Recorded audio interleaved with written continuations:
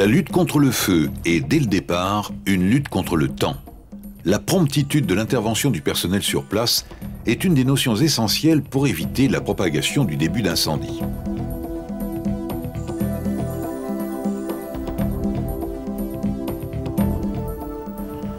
Il faut donc agir rapidement pour assurer la sauvegarde des personnes, limiter les dégâts au niveau des installations et des matériels, voire des bâtiments. Pour ce faire, l'organisation de l'intervention et de l'évacuation doit être mise en place dans l'entreprise.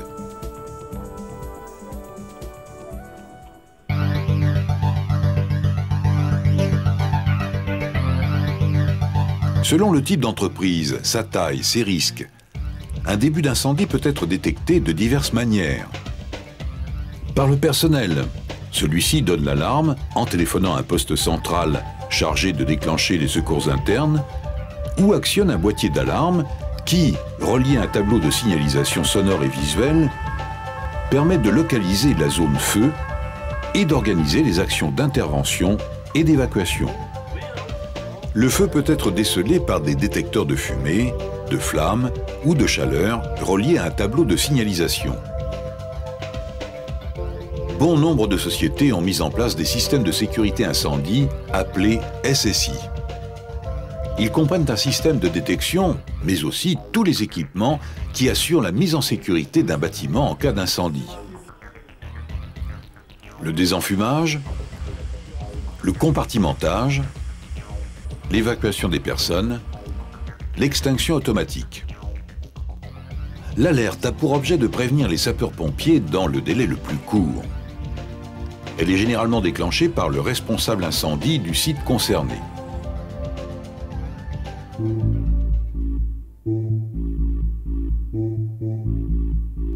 Les moyens de lutte contre l'incendie lors de l'intervention sont les extincteurs et les robinets d'incendie armés RIA. Les extincteurs, qui peuvent être portables ou sur roue, sont classés en fonction de l'agent extincteur qu'ils contiennent. Les extincteurs à eau pulvérisée avec ou sans additifs, les extincteurs à poudre, les extincteurs à dioxyde de carbone. Quel que soit l'agent extincteur, il existe deux types de fonctionnement. Les extincteurs à pression permanente. Le corps de l'appareil contient l'agent extincteur sous pression. Après avoir retiré la goupille de sécurité, l'action sur la poignée libère la propulsion de l'agent extincteur. Les extincteurs à pression auxiliaire. Le corps de l'appareil contient l'agent extincteur et une petite bouteille métallique appelée sparklet. Après avoir retiré la goupille de sécurité, l'action sur la poignée de l'extincteur percute la sparklet qui libère un gaz comprimé. La libération de l'agent extincteur hors de l'appareil se fait en appuyant sur la poignée de la lance.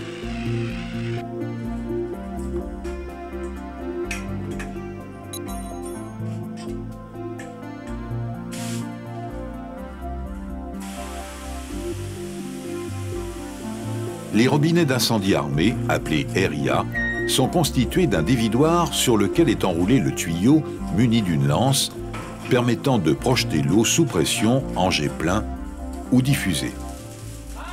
Dans l'attente de moyens plus importants mis en œuvre par les sapeurs-pompiers, ils sont utilisés lorsque les extincteurs s'avèrent inopérants.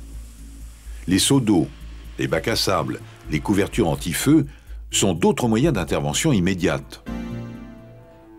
Les bouches et poteaux d'incendie installés à l'extérieur des sites sont réservés à l'alimentation en eau des lances d'incendie mises en œuvre par les sapeurs-pompiers. Les colonnes sèches ou humides sont des tuyauteries fixes, rigides, permettant d'alimenter en eau les lances d'incendie aux différents étages d'un immeuble. Selon la hauteur des immeubles, on rencontre des colonnes sèches qui sont alimentées par les sapeurs-pompiers dès leur arrivée sur les lieux, ou des colonnes humides alimentées et maintenues en charge par une réserve d'eau. Parmi les installations fixes d'extinction automatique, on rencontre le plus souvent le système de diffusion d'eau du type sprinkler qui comprend une source d'alimentation en eau et un réseau de distribution.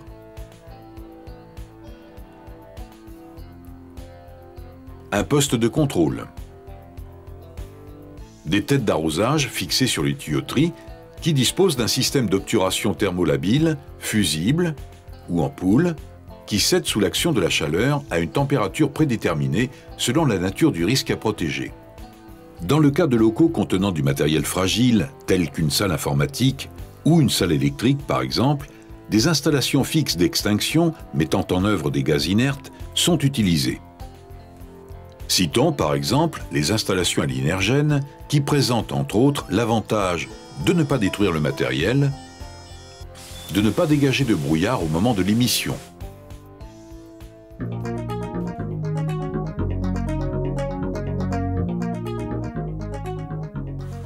Toute personne découvrant un début de feu doit, nous venons de le voir, donner l'alarme, mais aussi être capable d'intervenir avec les extincteurs disponibles sur le secteur de travail.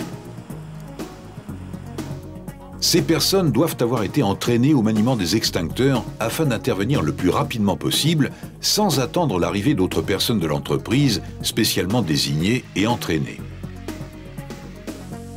Ces dernières sont les équipiers d'intervention dont le rôle est, en attendant l'arrivée des sapeurs-pompiers, d'évaluer la gravité du début d'incendie et de mettre en œuvre des moyens complémentaires plus puissants, tels que les lance-incendies par exemple.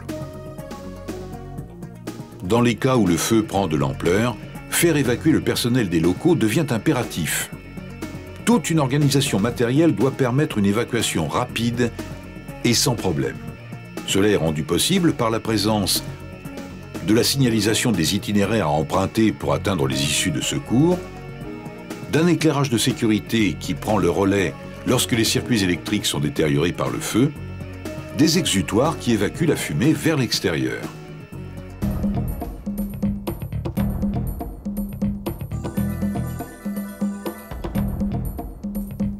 Les entreprises, les administrations, les bâtiments collectifs disposent de moyens de lutte contre l'incendie et se sont organisés de manière à intervenir efficacement sur un feu. Rappelez-vous, la lutte contre le feu est essentiellement une lutte contre le temps. Du matériel en état, des personnes promptes à réagir correctement sont le gage d'une maîtrise des risques d'incendie.